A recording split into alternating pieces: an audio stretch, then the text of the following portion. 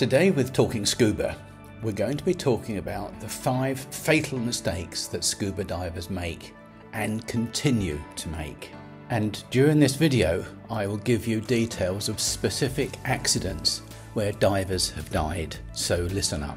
Now, the 5 mistakes don't just apply to the new divers. In fact, it's the newer divers who are current and freshly trained that tend not to make the obvious mistakes.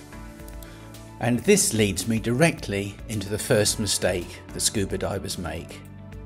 They don't stay current, they don't practice, they don't spend any time refreshing their skills. On every dive that I do, I always plan a skill to practice. For example, I have a beautiful Apex Lifeline reel. Very, very reliable, solid, very comfortable to use, very easy to use. And it hasn't let me down once in 80 dives. And it's attached to an AP Valve's self-inflating DSMB. One twist of the valve, gently let it go, and up it goes to the surface. It can't be any easier than that. But every 4th dive or so, I launch my spare DSMB. I keep it in my left leg pocket so I always know where it is. And this is the good old-fashioned manual inflate DSMB with a small 30-metre finger spool permanently attached. It's more of a pain to use, but I do practice using it, because if anything happens to my Apex, if I lost it during a dive, for example, like my buddy did only 2 dives ago, then I want to know that I can launch my spare DSMB without any problem. And I practice launching both DSMBs mid-water. And if you follow this video for a few more minutes, you'll find out exactly why I do this. And also permanently in my right-hand pocket at the top of the flap there, I keep my spare torch, an essential part of diving in the UK when you're bimbling around these dirty, murky old wrecks. Now, there's another skill I practice which I'll go through with you if you bear with me.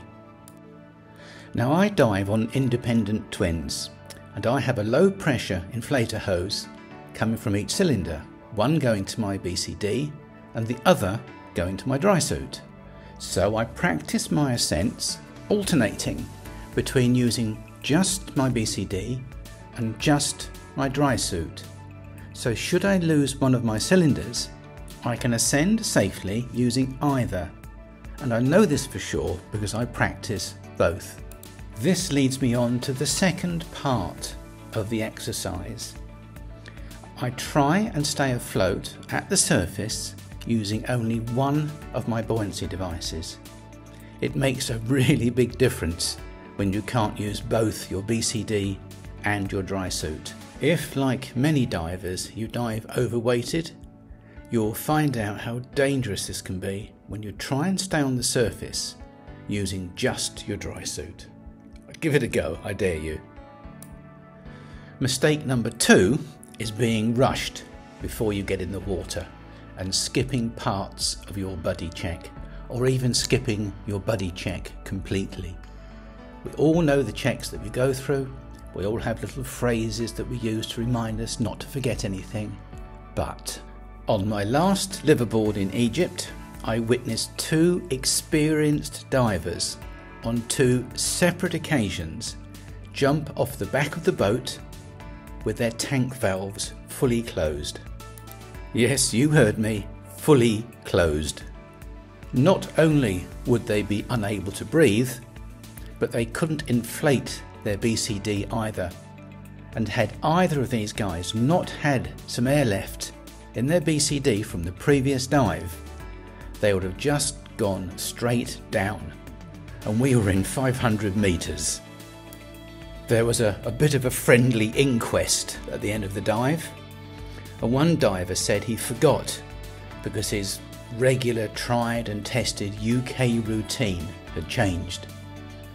And the other diver said that he thought that one of the crew members, who'd always opened his valve on the previous 10 dives or so, he thought he'd done it. On a liveaboard, where the kit is always fully assembled, it must have been easy for him just to forget his buddy checks.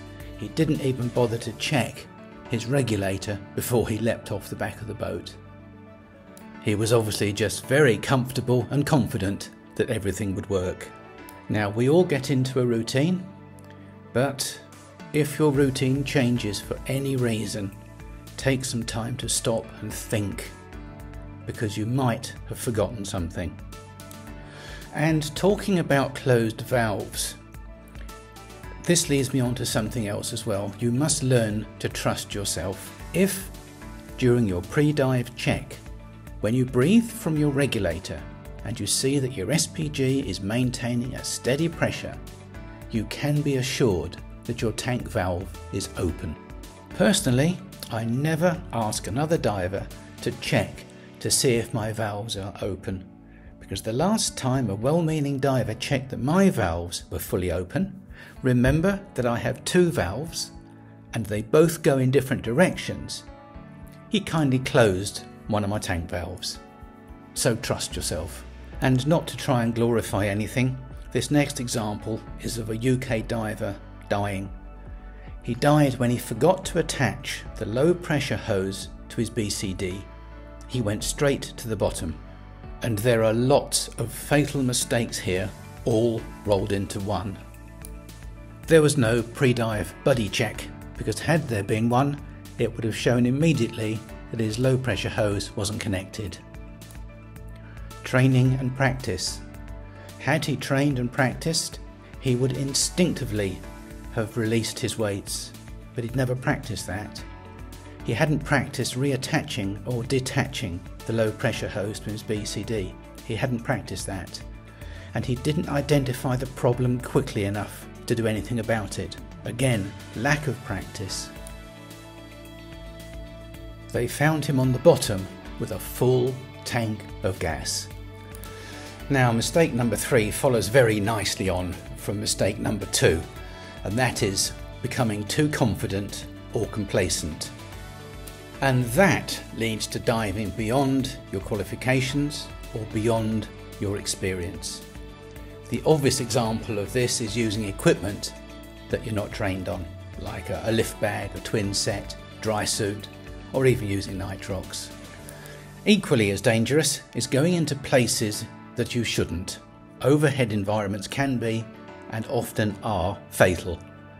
A short swim through in a little wreck or between some reefs is one thing, but disappearing into a cave or a wreck is completely different.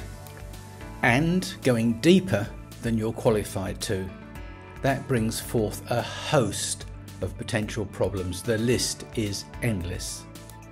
An accident report told us that 2 divers on a weekend liveaboard held qualifications that did not allow mandatory decompression stop diving, and they had been reminded that they could not carry out dives with mandatory decompression stops. The following day, they returned to the boat having completed a 6-minute decompression stop. They were spoken to again about the limits of their training by the trip leader and were reminded not to do it again. But in spite of the warnings, they conducted a further dive down to a maximum of 36 metres. They were seen by other divers at 9 metres deploying their DSMB mid-water, which they were not trained to do. Then one of them lost buoyancy and was last seen trying to swim back down from the surface. Once back on board, that same diver started displaying signs of DCI, decompression illness, and needed to be airlifted for treatment. It's easy to say, oh, I would never be that stupid, I would never do that, but he did. He obviously didn't think he was going to get into any problems at all, but without training, he did. Now, mistake number 4 is being in denial about your own health and fitness. An obvious example here is diving too soon after you've had a cold. Your ears won't thank you. You might perhaps think you're just a little bit unfit, or a few pounds overweight, or you get a little out of breath after some exercise. There's a thing called a PFO. It's a small hole in the heart, and 20% of us have one. Not necessarily bad for everybody, but worse if you're a scuba diver. So why not get it checked? Becoming dizzy or disoriented, or passing out underwater can be fatal. And an example here for you. In September 23, a diver on a liveaboard complained initially that he felt bloated, which was unusual for him, and he wasn't enjoying his food, but he nevertheless continued diving. He was obviously an experienced diver, because for the next 3 days he did a series of decompression dives. But he became more and more unwell over those 3 days and decided not to dive on the final day. He did comment at the time that he hadn't passed any urine and that he had drunk 3 or 4 litres of fluid that day. Turns out he had a kidney infection and ended up in hospital plus 9 hours in a decompression chamber. Now that diver knew he wasn't right, and it nearly killed him. Mistake number 5 brings together use of our equipment and practice. If you look at the annual incident reports, the majority of scuba injuries are caused by a rapid or uncontrolled ascent. And that is not enough practice with your buoyancy control and poor use or maintenance of your DSMB. A recent tragic example of incorrect use of a DSMB was a UK diver attached the DSMB to his BCD while he was carrying out a drift decompression stop. A passing boat dropping off more divers over the wreck caught the DSMB in the propeller and caused a fatal injury. Several divers each year get entangled in their DSMB, causing a rapid ascent. Another near-fatal accident happened in October 23. A diver with 2 buddies did a wreck dive off of a rib down to 30 metres. And at the start of the dive, one of the divers was noticed having some difficulty getting down. He had brought additional weights, but he'd left them on the boat. They made it down to the wreck okay, but that diver continuously indicated that his dry suit wasn't dumping correctly, and he got his buddies to keep checking and make sure that he could open the dump valve on his dry suit, and they did a manual deflate to make sure it worked. But after about 20 minutes they all gave up. He gave a signal that he wanted to go back up, and they started their ascent. They deployed their DSMB and started the ascent, and from 23 metres or so it looks like that particular diver lost control of his buoyancy. The lead diver made himself negative and tried to operate the diver's valve and managed to get them both back down to 23 metres. When they restarted their ascent again, this time the diver attempted to control his buoyancy by venting gas from his neck seal, but all that did was flood the suit. The diver suffered an uncontrolled ascent, missing out a 2-minute required deco stop. The diver was put on oxygen and spent the rest of the day in a decompression chamber and continued to remain ill for some time afterwards. It was subsequently found that there was a fault on the valve, but it did manually deflate. There wasn't an excess amount of air in his suit. The problem was that he was underweight. He had left too much lead on the boat. And if you're underweight, once you start using your gas, your cylinders will get lighter throughout the dive and you will become buoyant. And that's just bad management of equipment and poor training. I would also add that dry suit dump valves don't just suddenly stop working. I wash mine out after every dive, and 2 or 3 times each dive season I take the valves off the suit, take them apart, give them a good soak, get rid of any grit and sand that's in there and put them back together again. It's a matter of understanding your equipment And also you can get an Apex low profile dump valve for less than £60, so that's not a deal breaker. Better that than spend an afternoon in a decompression chamber, ruin your dive and ruin the dive of your buddies. And although it's not a mistake, lack of correct and timely equipment maintenance is asking for trouble. Fatalities caused by catastrophic equipment failure underwater are rare, but scuba tanks that carry nitrox, for example, need to be O2 cleaned. And a recent explosion at a scuba club causing serious injury demonstrates this. We should all have our regulators checked, our hoses replaced where necessary, and the 30 monthly cylinder tank inspection isn't to be missed. And maintenance is expensive, but that's life, your life. As scuba divers, we have a responsibility to keep ourselves safe and to keep other divers safe as best we can. But please remember that fatalities with scuba diving are exceedingly rare. It is a safe sport, so keep safe. If just one diver out there picks up one tip from this video, then that makes making this video completely worthwhile.